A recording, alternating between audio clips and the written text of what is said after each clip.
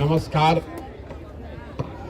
आप सबसे पहले तो आपने अपने दिनचर्या से समय निकालकर इतनी देर शाम को यहाँ आए हैं, इसके लिए आपका तहे दिल से शुक्रिया अदा कर रहे हैं, आपका आभार व्यक्त कर रहे हैं। मेरा नाम है प्रशांत किशोर और हम नेता नहीं हैं, जन सुराज कोई दल नहीं है। आपसे हम वोट मांगने नहीं आए। हम बिहार के एक साधारण परिवार के लड़के हैं। हमारे दादा बैलगाड़ी चलाते थे, मजदूर थे। हमारे बाबूजी यहाँ पर डॉक्टर थे। यही सरकारी स्कूल से पढ़कर हम निकले हैं। माता पिता का आशीर्वाद है, ऊपर वाले की कृपा है, जीवन में कुछ हासिल किया है। लेकिन अब तय किए हैं, 10 बरस काम करने के बाद ये तय किया कि अब अगर भगवान ने मुझे कुछ शक्ति बुद्धि दी है तो जिस मिट्टी में जन्मे, जिस बिहार में हमारा जन्म हुआ, जहां हम लोग पले बढ़े, यहां और यहां लोगों की जिंदगी, उसको सुधारने के लिए कोई प्रयास करे। इसीलिए जीवन का सब कुछ छोड़ के ये पदयात्रा शुरू की है। पैदल क्यों चल रहे हैं? ये संकल्प लिया है कि पूरे बिहार में गांव, शहर, कस्बा, देहात, हर जगह पैदल चल के जाएंगे। हम पैदल क्यों चल रहे हैं? हमारे पैदल चलने से आपका कोई फायदा नहीं है। हमारे पैदल चलने से आपकी गरीबी दूर नहीं होगी। हमारे पैदल चलने से आपकी बेरोजगारी नहीं खत्म होगी, आपके बच्चों को पढ़ाई की सुविधा नहीं मिलेगी। हमारे पैदल चलने से आपका नाली गली नहीं बनेगा, आपको अनाज नहीं मिलेगा, आपका पेंशन नहीं मिलेगा। तो हम पैदल क्यों चल रहे हैं? पैदल इसलिए चल रहे हैं कि जिस राज्य, जिस समाज के लोगों की जिंदगी को सुधारना चाहते हैं, कम से कम एक बार जाकर अपनी आंख से देखें कि आप और आपके बच्चे किस दशा में जी रहे। हमने कहानियों में सुना है, पुराने जमाने में जो राजा होते थे वो रात में भेष बदलकर निकलते थे, ये जानने के लिए कि प्रजा को क्या तकलीफ है। लेकिन आज आप और हम जिसको वोट देकर राजा बना रहे हैं, रात का बात तो छोड़ दीजिए, वो दिन में भी आपका सुध लेने नहीं आ रहा है। अगर कोई गलती से आ भी गया, तो बड़े नेता का तो बात छोड़ दीजिए, छोटा नेता भी जो आता है तो इतना सिपाही लेकर घूमता है, इतना पुलिस लेकर घूमता है कि जनता से उसको भेंटे नहीं है। सबको जान का खतरा है, कहता है ऐसा। हम आज 200 दिन से पैदल चल रहे हैं। आप यहाँ रात के 10 बजे यहाँ आकर बैठे हैं। इतनी बड़ी व्यवस्था है, लेकिन इसमें एक भी सिपाही नहीं है। हमको तो 200 दिन में एक कुत्ता भी नहीं काट रहा है। गांव, शहर, हर जगह पैदल ही जा रहे हैं। गांव के जो जगह होते हैं वहीं पर रुकते हैं। हमको कहां कोई मार रहा है? कोई नहीं मार रहा है। नेता सिपाही लेकर ज्यादातर इसलिए चलते हैं कि कहीं आप उससे ये पूछ न दें कि भैया जो तुमने काम कहा था वो काम तुमने किया नहीं। तो ये दुर्दशा है हम लोगों की। लेकिन मैंने आपको कहा कि ये राजनीतिक दल नहीं है, ये वोट मांगने का अभियान नहीं है। इसलिए हम लोग किसी नेता के खिलाफ कुछ गाली गलौज नहीं करते। आप अपना ज्यादातर समय इसमें बिताते हैं कि किस नेता ने क्या खराब किया। अगर आपके समर्थन वाली सरकार है तो आपको लगता है कि आपकी सरकार ठीक काम कर रही है, विरोधी काम अच्छा नहीं कर रहा है। जो नेता आता है वो यही कहता है कि हम अच्छे हैं, हमने अच्छा काम किया है, हमारे विरोधी ने अच्छा काम नहीं किया, हमको वोट दीजिए, हम आपका काम कर देंगे। तो मैं बिल्कुल उलट बात कह रहा हूं।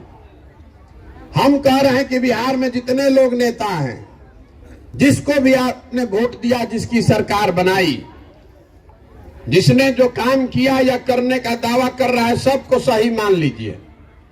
ये बहस मत कीजिए कि उसने काम किया कि नहीं। सबके बात को सही मान लीजिए। ये मान लीजिए कि 40 वर्ष तक कांग्रेस ने बिहार में बहुत काम कर दिया।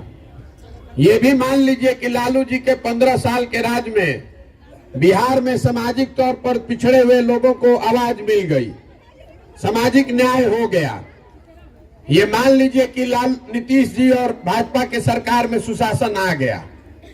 लेकिन अगर सबके बात को सही मान भी लीजिएगा तो भी आज बिहार देश का सबसे गरीब, सबसे पिछड़ा, सबसे ज्यादा भूखमरी, अशिक्षा और बेरोजगारी वाला राज्य है। इससे तो कोई इनकार नहीं कर सकता। इतना बात तो आपको किसी को समझ में आएगा कि अगर 50 वर्ष से सारे दल, सारे नेता मिलकर आपकी स्थिति नहीं सुधार सके तो अगले 50 वर्ष में भी ये नहीं सुधरने वाला है। आपको समझ में ही नहीं आ रहा है कि आपके परेशानी का कारण है क्या। जब तक रोग के कारण का पता नहीं चलेगा तब तक आप रोग का इलाज नहीं कर सकते। आप पहले ये समझिए कि बिहार में इतनी गरीबी है क्यों। दूसरे राज्यों में भी भ्रष्टाचार है, दूसरे राज्य में भी सरकार आ रही है, जा रही है, वहां का नेता भी सब कोई बहुत साधु नहीं है। फिर भी दूसरे राज्यों के मुकाबले बिहार में इतना गरीबी क्यों है, इसको चिंता करने की बात है। हम आपको बता रहे हैं कि आपकी गरीबी इतनी क्यों है। देखिए, दुनिया भर के विद्वानों ने गरीबी से निकलने का 3 ही रास्ता बताया है। पहला रास्ता है पढ़ाई। अगर आपके बाल बच्चे बढ़िया पढ़ लिख जाएं तो पढ़ लिख कर नौकरी पाकर अपना जिंदगी सुधार सकते। दूसरा रास्ता है खेती। अगर आपके पास जमीन है तो खेती करके भी आप अपना जीवन सुधार सकते। और तीसरा रास्ता है पूंजी, पैसा। अगर पढ़ाई नहीं है, खेती नहीं है, आपके पास पैसा हो तो आप दुकानदारी, रोजी रोजगार, व्यापार करके अपना जिंदगी सुधार सकते हैं। बिहार को अगर आप ध्यान से देखिएगा तो आपको पता चलेगा कि यहां ज्यादातर लोगों के पास ये तीनों में एक भी चीज नहीं है। जितना यहां गरीब आदमी है उसके बच्चों के पढ़ने की सुविधा ही नहीं है। आपके बच्चों के पढ़ने की यहां कोई व्यवस्था नहीं है। आप में से कुछ लोग ऐसे हैं जिनके बच्चे प्राइवेट स्कूल में पढ़ रहे हैं, तो आपको लग रहा है कि हमको तो कोई दिक्कत नहीं है। तो आप भी ध्यान रखिए कि आपका बच्चा स्कूल तो प्राइवेट में जा सकता है लेकिन कॉलेज उसको सरकारी में ही जाना है। तो कॉलेज में भी यहाँ पढ़ाई नहीं हो रहा है, कॉलेज में भी खाली डिग्री बंट रहा है, स्कूल में खिचड़ी बंट रहा है और कॉलेज से डिग्री बंट रहा है। पढ़ाई दोनों में कहीं नहीं हो रहा है। तो जब आपका बच्चा पढ़ेगा ही नहीं तो मजदूर नहीं बनेगा तो डॉक्टर, इंजीनियर, कलेक्टर बनेगा। तो बिहार में ज्यादातर लोगों के बच्चों के पढ़ने की सुविधा ही नहीं है। तो दूसरा रास्ता मैंने आपको बताया, खेती। मान लीजिए पढ़ाई नहीं था तो खेती से ही कुछ जिंदगी सुधर जाती, वो क्यों नहीं हो रहा है। तो ये बात आप जानिए कि बिहार में जो 100 लोग रहते हैं, 100 में 60 आदमी के पास एक धूर जमीनें नहीं है।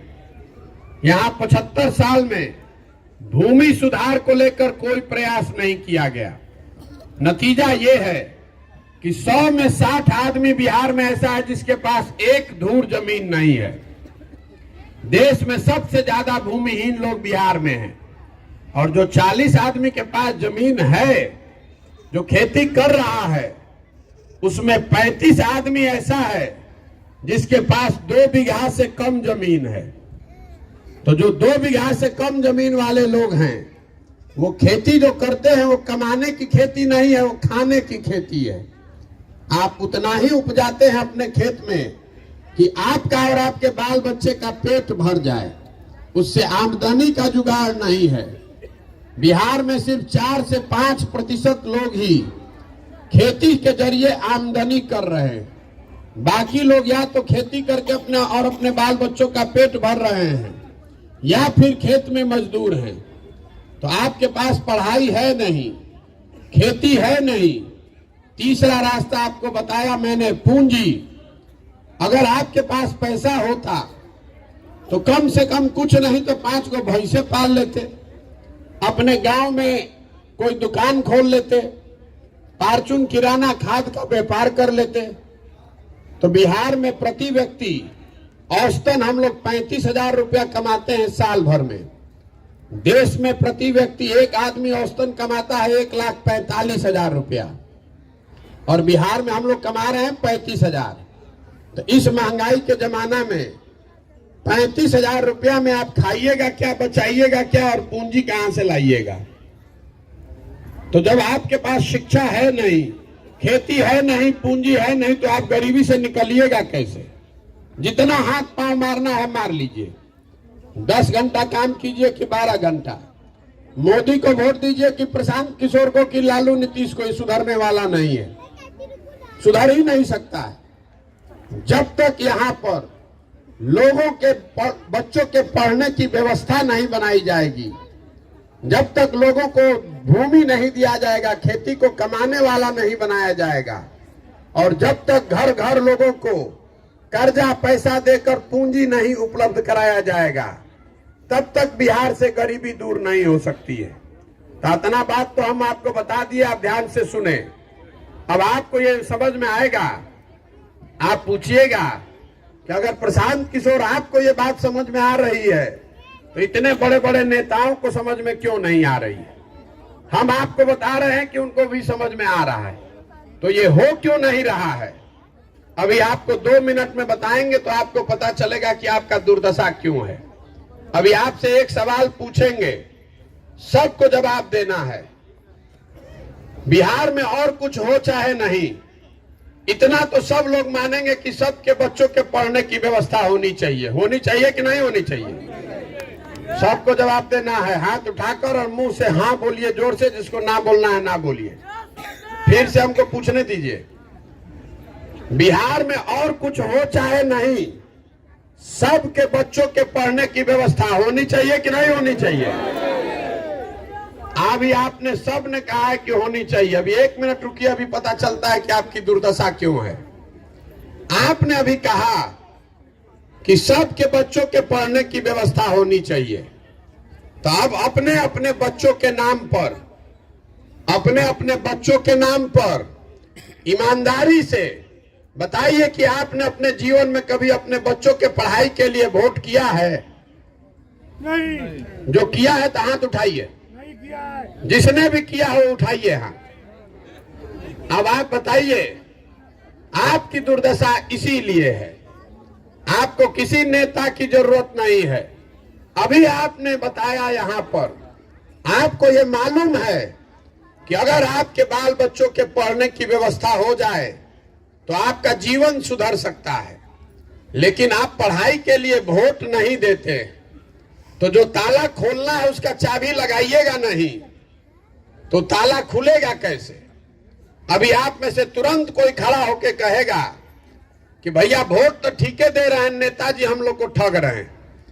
हम आपको ये बताने के लिए खड़े हुए हैं कि आपको बिहार के नेता नहीं ठग रहे हैं। इस बात को ध्यान में रखिए, बिहार के नेता आपको नहीं ठग रहे हैं। अगर नेता आपको ठगते तो एक बार नेता ठगता, दूसरी बार आप जग जाते, 2 बार नेता ठगता, तीसरी बार आप जग जाते।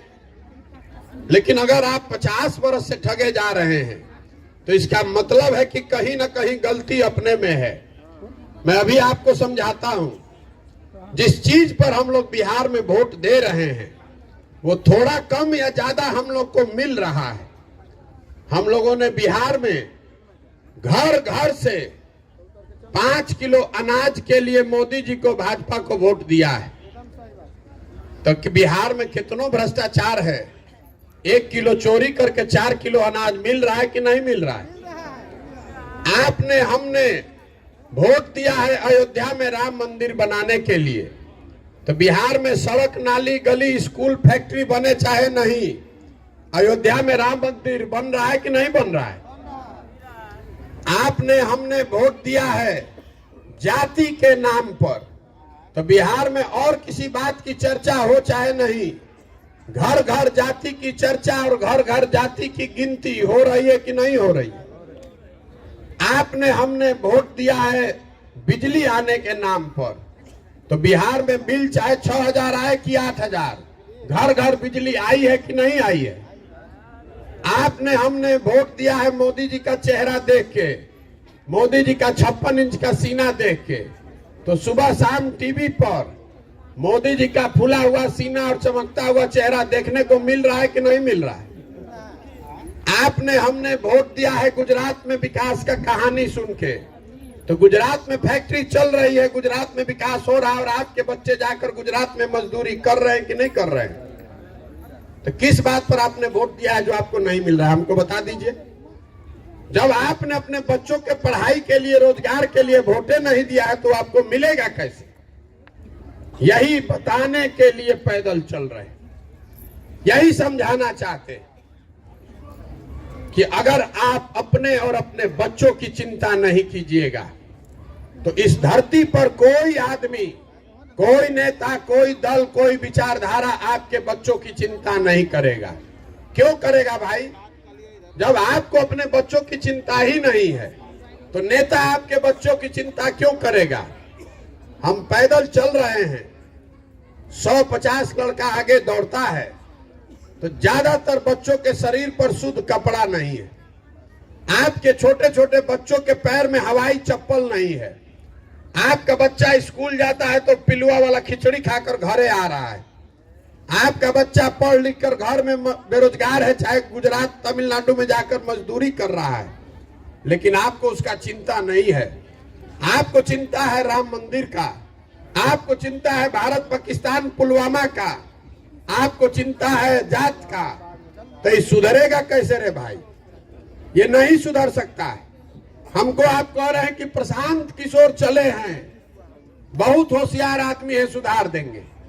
हम आपको बता रहे हैं जो आदमी आता है वो यही कहता है कि हमको वोट दीजिए, हम सुधार देंगे।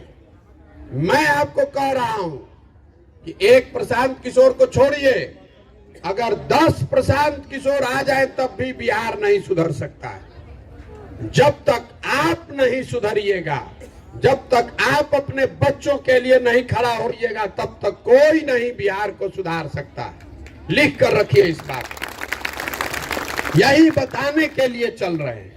अपना जीवन का सब कुछ छोड़ के 200 दिन से जाड़ा, गर्मी, बरसात पैदल इसलिए चल रहे हैं कि जाकर गांव गांव आपको हाथ जोड़ रहे हैं। आपसे वोट नहीं मांग रहे हैं, आपसे चंदा नहीं मांग रहे हैं, आपको हाथ जोड़कर इतना ही कह रहे हैं कि भैया अपने लिए नहीं तो कम से कम अपने बच्चों के लिए जगिए, अपने वोट की कीमत को समझिए। आपके वोट का कीमत 5 किलो अनाज नहीं है, आपके वोट का कीमत जाति नहीं है, आपके वोट का कीमत राम मंदिर नहीं है, आपके वोट का कीमत नाली गली नहीं है, आपके वोट का कीमत है आपके बच्चों का भविष्य। अगर वोट नहीं ठीक दीजिएगा तो जीवन में लिख कर रखिए, जिस गरीबी बदहाली में आप और हम जी रहे हैं, इसी गरीबी बदहाली में आने वाले पीढ़ी और बच्चों की भी जिंदगी बीतेगी। कोई नहीं बिहार को सुधार पाएगा। नहीं तो जगिए, यही बताने के लिए घूम रहे हैं। बहुत आदमी को लग रहा है कि भैया एगो तो नेता होना चाहिए। तो 2014 में मोदी जी आए थे, सबको लगा कि मोदी जी आएंगे तो सुधर जाएगा। 2014 में मोदी जी का हम ही प्रचार कर रहे थे। यूपी बिहार जैसे राज्य में लोग मोदी जी का नाम नहीं जानता था, आधा से ज्यादा आदमी। आज हमसे झगड़ा कर रहा है कि मोदी जी ही सुधारेंगे। अब कौन बहस करने जाए? हम बहस नहीं करना चाहते, लेकिन आपको एक खुली चुनौती दे रहे हैं। जितने यहाँ भाजपाई लोग हैं, जितने भाजपा के समर्थक वोटर हैं, हम लोग भी हैं, सबने वोट दिया है। मोदी जी 9 बरस से प्रधानमंत्री हैं। मोदी जी ने बिहार के लिए कुछ किया कि नहीं, ये बात छोड़ दीजिए। मोदी जी के प्रधानमंत्री रहने से बिहार का फायदा हुआ कि नहीं, इसको भी छोड़ दीजिए। मोदी जी के आने से यहाँ बच्चों को रोजगार मिला कि नहीं, ये भी छोड़ दीजिए। मोदी जी देश नया बना रहे हैं तो सिलेंडर पेट्रोल खाद का दाम बढ़ गया, चलिए वो भी मान लिए। लेकिन अगर 9 बरस में मोदी जी ने बिहार के लिए बिहार के विकास के लिए एक बैठक किया हो, इसका आप हमको प्रमाण दिखा दीजिए। हम कल से मोदी जी का झंडा लेकर फिर से चलने को तैयार है। वो आदमी 9 वर्ष में एक बैठक तक नहीं किए। हमने के इतना आदमी बानी जा, एगो बैठकों भर हम लोग वोट नहीं दिए हैं। 40 में 39 MP जिताकर आपने भेजा है। 26 MP का राज्य है गुजरात। गुजरात में फैक्ट्री लगेगा, गुजरात में बुलेट ट्रेन चलेगा, गुजरात में सी प्लेन चलेगा। अब बिहार का आदमी बैलगाड़ी पर चलेगा। हम लोग मुफ्त में वोट देते रहेंगे। तो गलती मोदी जी का है कि हम लोग का है। एक शहर है गुजरात में सूरत, एक अकेले शहर सूरत में 5 लाख से ज्यादा बिहार के लड़के मजदूर हैं। आप बताइए, जरा सोचिए कि सूरत में कितना फैक्ट्री होगा। अगर मोदी जी सूरत में इतना फैक्ट्री लगवा सकते हैं तो 2-4 गो वैशाली या चंपारने में लगवा देते। देश में कौन सा ऐसा उद्योगपति है जिसको आज प्रधानमंत्री बुला के कह दें कि नहीं तुमको वैशाली में फैक्ट्री लगाना है, तो किसको दम है कि कह दें कि नहीं लगाएंगे? तो काहे नहीं मोदी जी फैक्ट्री यहां लगवा रहे हैं? अरे आपको ये समझ में नहीं आ रहा है। अगर फैक्ट्री यहां लग जाएगा तो 15,000 रुपया में 2 करोड़ जवान मजदूर मिलेंगे कहां से?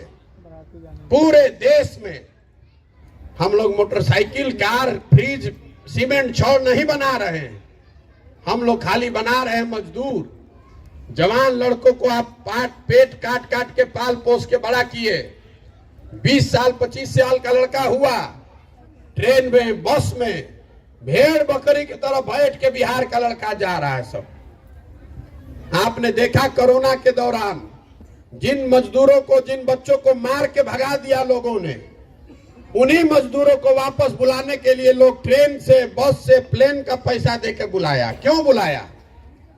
तमिलनाडु में मजदूर नहीं है, केरल, गुजरात में मजदूर नहीं है, वहां पर भी मजदूर है।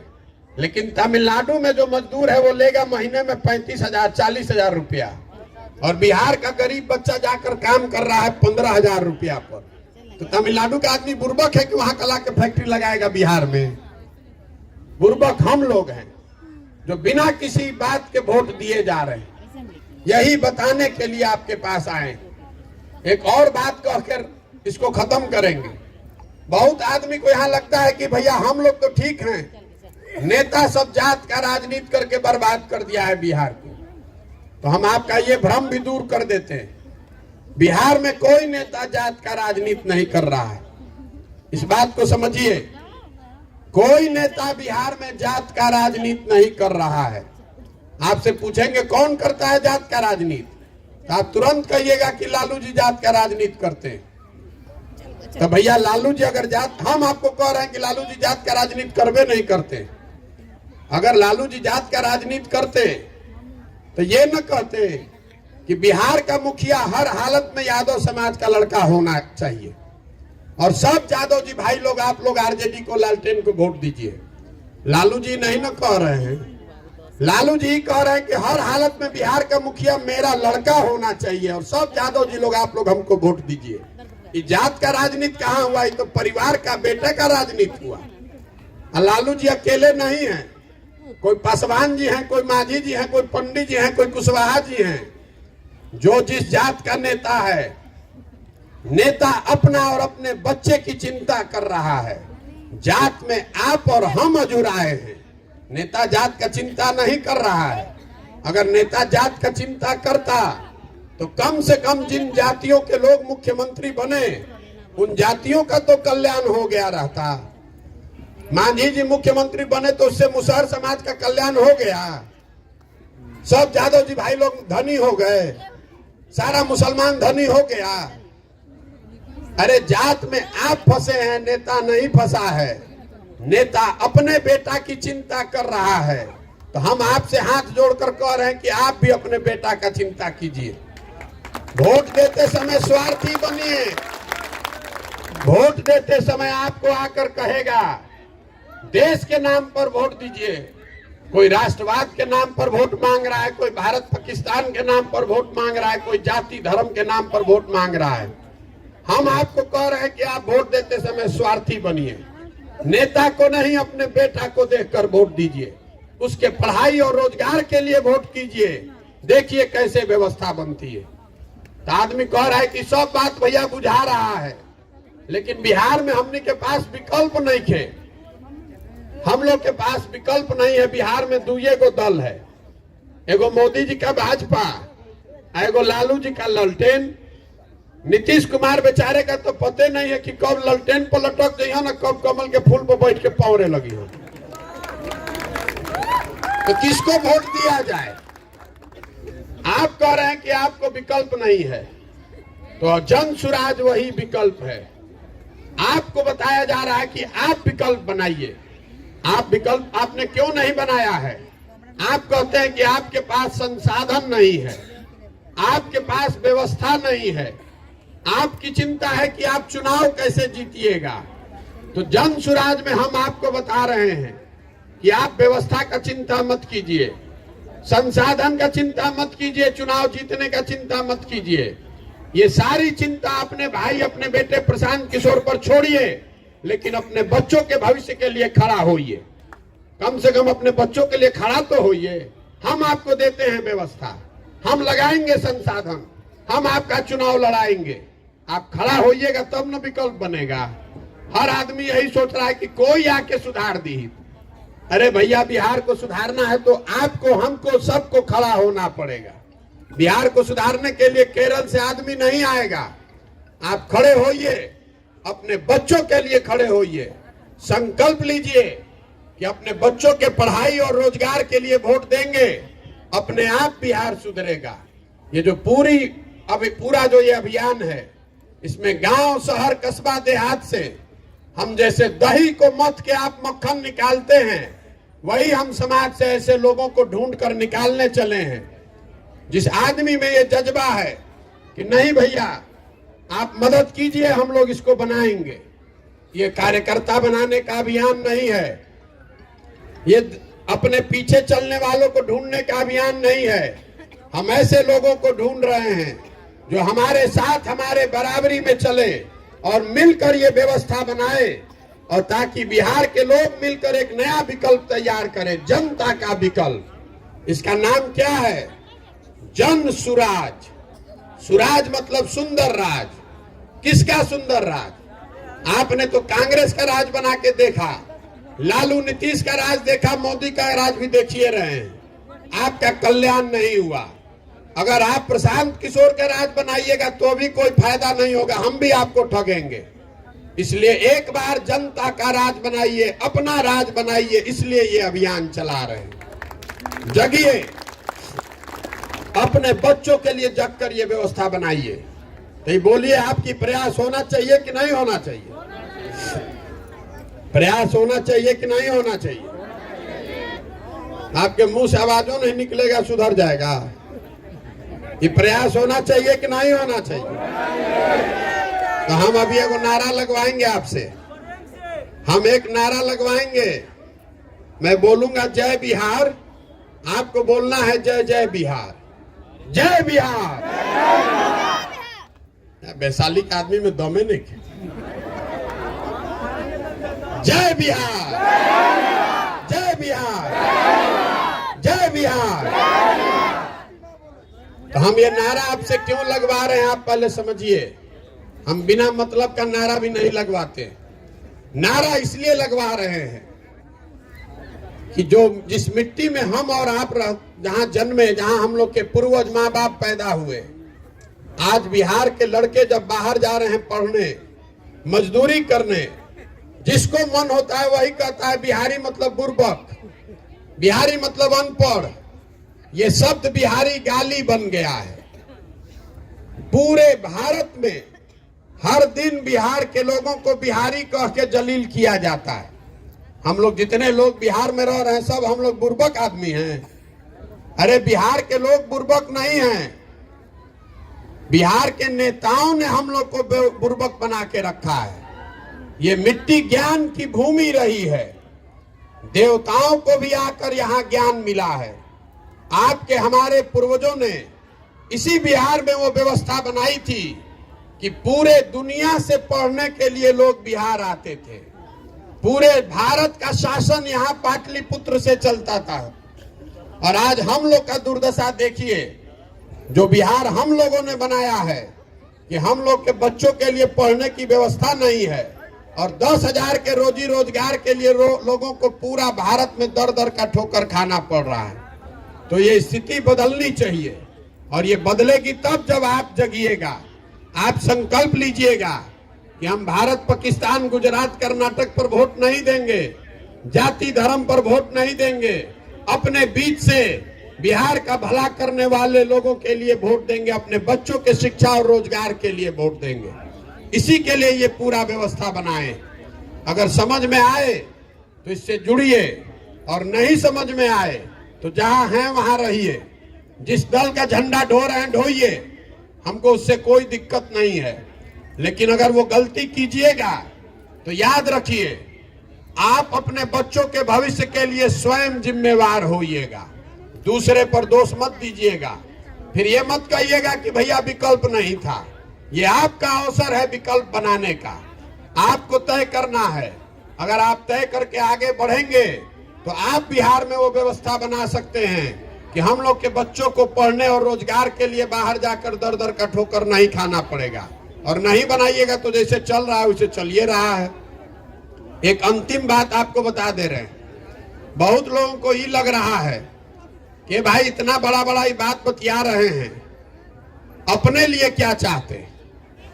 बहुत लोगों को लग रहा है कि हम सरकार बनाने के लिए इतना प्रयास कर रहे हैं।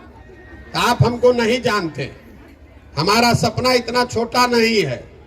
अगर हमको सरकार में जाना होता तो आज सरकार चल रही है, आज यहां से फोन करेंगे, कल सरकार में शपथ ले लेंगे। ये सरकार बनाने का अभियान नहीं है।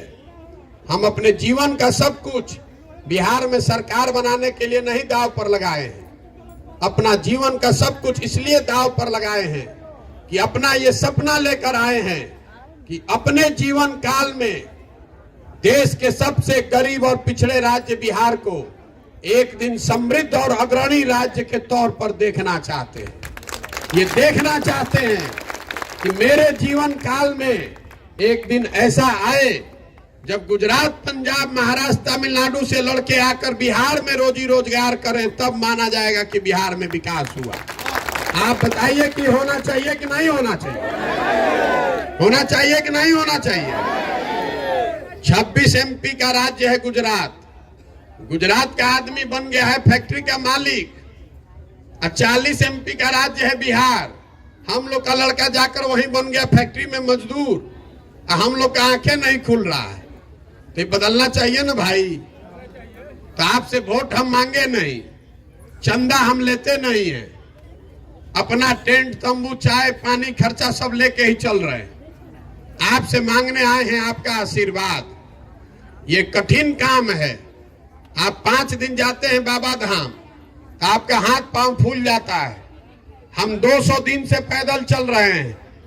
अभी बिहार को पूरा घूमने में 1.5 बरस और लगेगा। ये कैसे हो रहा है? ये हो रहा है ऊपर वाले के कृपा से और आपके आशीर्वाद से। अगर आपको लगता है कि जो काम हम कर रहे हैं ये काम ठीक है, ये बिहार के और बिहार के बच्चों के भविष्य के लिए है, तो एक बार हाथ उठाकर आशीर्वाद दीजिए। आपका वोट नहीं चाहिए, आपका आशीर्वाद चाहिए। आपका आशीर्वाद है ना?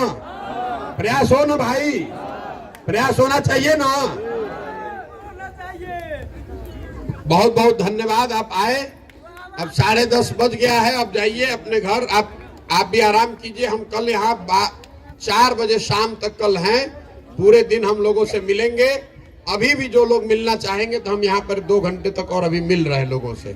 बहुत बहुत धन्यवाद।